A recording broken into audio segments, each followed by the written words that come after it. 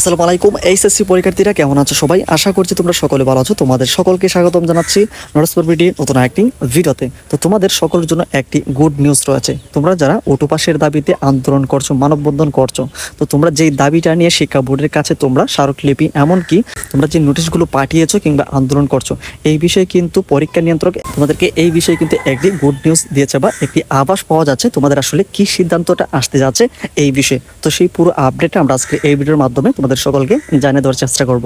তো এখন যারা চ্যানেলে নতুন, প্রতিনিয়ত শিক্ষামূলক সকল আপডেট তথ্যগুলিকে পাওয়ার জন্য অবশ্যই তোমরা চ্যানেলটিকে সাবস্ক্রাইব করে রাখো। তো আমরা একটি নিউজ এখান থেকে ওপেন করে নেব। জাগো নিউজ 24 যারা একটু আগে এই নিউজটিকে পাবলিশ করা হয়েছে, তোমরা কিন্তু এখানে অলরেডি দেখতে পাচ্ছ এইচএসসি নিয়ে সিদ্ধান্ত ছাত্রদের অনুকূলে আসবে। পরীক্ষা নিয়ন্ত্রক এই পুরো বিষয়টি কিন্তু তারা ক্লিয়ার করে দিয়েছে। অর্থাৎ ছাত্রছাত্রীরা তোমরা যারা রয়েছে অটো পাসের দাবিতে কিংবা যে সাবজেক্ট ম্যাপিংয়ের যে দাবিগুলো রয়েছে, এই বিষয়গুলোর পক্ষে কিন্তু একটা সিদ্ধান্ত আসতে যাচ্ছে। তো এই বিষয়ে কিন্তু যেই নিউজ রয়েছে তার বিস্তারিত অংশ থেকে আসলে আমরা এই বিষয়ে কিন্তু আরও অনেক কিছুই কিন্তু আমরা দেখতে পাচ্ছি। তো এখানে দেখো, কোটা সংস্কার আন্দোলনের কারণে স্থগিত হওয়া এইচএসসি ও সমমানের বাকি পরীক্ষা আর না দেওয়ার দাবিতে কয়েকদিন ধরে ঢাকা সহ সারা দেশে মানববন্ধন, বিক্ষোভ ও অবস্থান কর্মসূচি পালন করে আসছেন শিক্ষার্থীরা।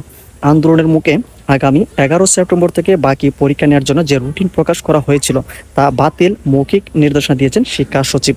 তো এইখানে যে বিষয়টি এখানে তোমরা এখানে দেখতে পাচ্ছ, এখানে দেখো যেটা এখানে বলা হয়েছে তোমাদের যে রুটিনটা রয়েছে সেটা কিন্তু বাতিল প্রসঙ্গে তোমাদের একটু পূর্বাভাস দিয়েছি কিন্তু গতকাল, যে বিষয়টি আমরা আমাদের আগের ভিডিওতে তোমাদেরকে আমরা জানিয়ে দিয়েছি তোমাদের পরীক্ষার রুটিনটা কিন্তু বাতিল করা হয়েছে বা সেটা কিন্তু মৌখিক ছিল। কিন্তু আজকে যে বৈঠকটা বসা হয়েছে সেখানে কিন্তু তোমাদের এই রুটিন প্রসঙ্গে কিন্তু, অর্থাৎ আজকে যে বৈঠক বসছে সেখানে মূলত তোমাদের রুটিন বাতিল বা পরীক্ষা বাতিল করে তোমাদের কি সিদ্ধান্ত আসবে, অর্থাৎ তোমাদের অটো পাস নাকি আসলে সাবজেক্ট ম্যাপিং করে তোমাদের রেজাল্টটা দেওয়া হবে, এই বিষয়ে কিন্তু তারা বৈঠক করছে।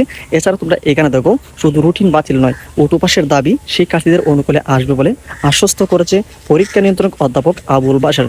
তো তিনি কিন্তু এই পুরো বিষয়টি কিন্তু এখানে ক্লিয়ার করে দিচ্ছে তোমাদের যে এইচএসসি পরীক্ষার যে রুটিনটা রয়েছে সেটা কিন্তু অলরেডি এখানে মৌখিকভাবেই তোমরা বাতিল করেছে। এখন শুধু লিখিত আকারে এই পুরো বিষয় তোমাদের বাতিল করে দেওয়া হবে।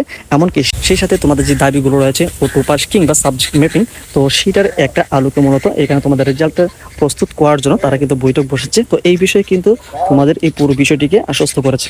এই ক্ষেত্রে আসলে তোমাদের অটো পাস দিবে নাকি আসলে সাবজেক্ট ম্যাপিং এর মাধ্যমে তোমাদেরকে মূল্যায়ন করা হবে, এই পুরো বিষয়ে কিন্তু বৈঠকের শেষে কিন্তু আমরা আজকের বিকালের দিকে বা সন্ধ্যার দিকে কিন্তু এই বিষয়ে গুরুত্বপূর্ণ আপডেট পেয়ে যাব। এখন আসলে তোমরা অটো পাস চাচ্ছ নাকি আসলে সাবজেক্ট ম্যাপিং এর মাধ্যমে সেটা রেজাল্টটা তৈরি হোক সেটা চাচ্ছ, অবশ্যই সেটা কমেন্ট সেকশনে জানাবে।